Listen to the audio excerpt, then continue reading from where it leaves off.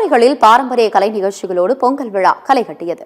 சென்னை நுங்கம்பாக்கத்தில் உள்ள லாயலா கல்லூரியில் நடைபெற்ற பொங்கல் விழாவில் கல்லூரி மாணவர்கள் பாரம்பரிய உடைகள் அணிந்து கலந்து கொண்டனர்.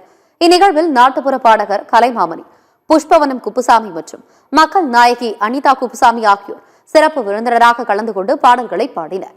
கல்லூரி மாணவர்கள் ஒவ்வொரு துறையாக பொங்கல் வைத்தும் பாரம்பரிய கலை நிகழ்ச்சிகளுடன் பொங்கல் விழா வெகு விமரிசையாக நடைபெற்றது.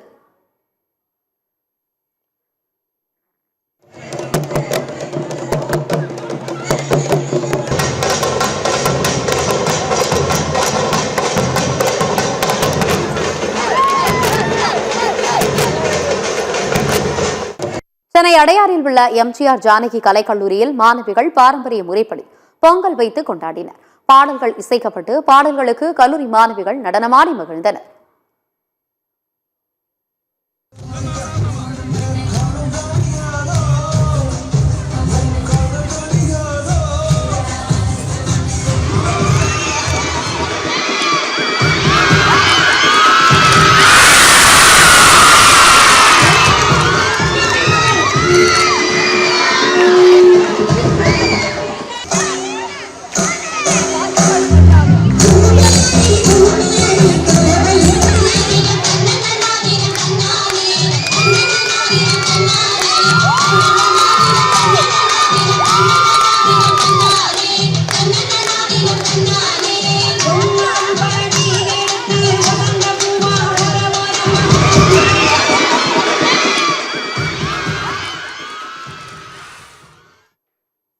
சென்னை கிண்டியில் உள்ள செல்லம்மாள் கல்லூரியில் பொங்கல் விழா வெகு விமரிசையாக கொண்டாடப்பட்டது.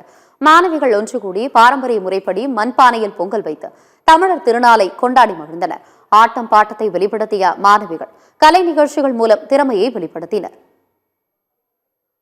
நீங்க அந்த பறையா இருக்கட்டும், கோலாட்டமாக இருக்கட்டும், கும்மி ஆட்டமாக இருக்கட்டும், அந்த அவங்க வச்சிருக்கக்கூடிய கரகாட்டமாக இருக்கட்டும், எல்லாமே அவங்களே தயாரித்து அவங்களே அதை ப்ராக்டிஸ் பண்ணி இங்கே உங்களுக்காக நடத்தி காட்டியிருக்காங்க.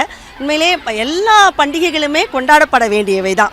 அது தீபாவளியாக இருக்கட்டும் எல்லாமே. ஆனால் ஏன் பொங்கலை மட்டும் சிறப்பாக கொண்டாடுறோம் அப்படின்னா மதச்சார்பற்று நன்றி உணர்வோடு இருக்கக்கூடிய ஒரு விழா.